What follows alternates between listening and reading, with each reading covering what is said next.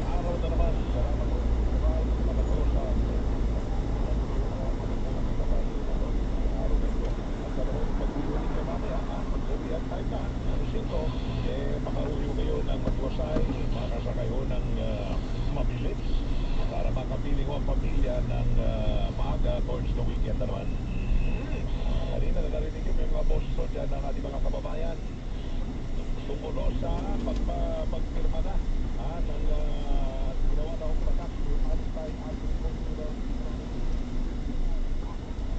alang-alang mo ito doon sa mga pagsabotahe sa presyo at sa mga produktong agrikultural. Kaya dapat ako talaga mas matindi, mas ika nga, mas may pangil pa ang batas na yan. Nagpaparusahan talaga yung mga sangkoto sa smuggling at saka sa hoarding sa mga produktong pang-agrikultural. So ngayong hapon, pag-usapan na natin yan dahil yan po ay mahalaga sa ating sikmura nang hindi ho tayo naaabuso o kung ano ho ang nakukuha nating sweldo, yan ho ay magiging sapat kahit paano Panalo, no?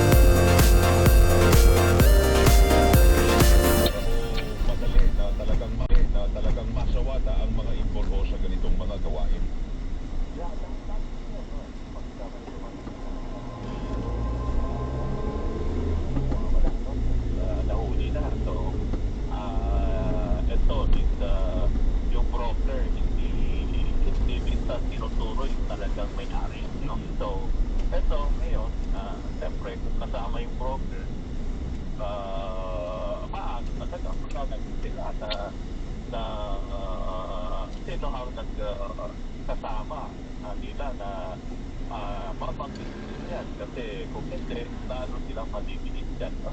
So, ito is pwedeng masama yung broker na nag-facilitate ng produkto bakit nakapasok dito sa ating bansa. And yung sa warehouse naman, siyempre, kung dati kasi sasabihin lang ng mga nagpapaupa ng warehouse, ay, kung ano yan hindi namin alam yung naman yan. So ngayon, dapat may responsibility yung mga nagpapaupa ng warehouse. Alangan kung kilala yung mga pinapaupa mo. So, yun, matatakot na rin yung mga nagpapaupa na basta-basta lang, no? Na hindi nila tinitignan kung sino ang may-ari ba ito. So, yun. So, dati kasi wala hong pananagutan. Wala yung consignee, hahanapin yun kung nasaan. Minsan hindi na ho matrace, hindi mahanap. So, para ho makatulong sa paghahanap po doon, edi yung broker, kasama rin sa mga kakasuhan. Depende, ano? Kasi depende ho yan kung paano ho papatak ho yung issue na... Our hearts beat to the city streets. We began to feel the fire. We rise like tall buildings as the chemicals they take us higher. The night's young and it's just begun as she puts her hand in mine. We wanna chase the night, wanna dance to the light, pull the stars from the sky, just two hearts running wild. Never sleep, never stop, as we shout from the top. We're gonna be two hearts running wild.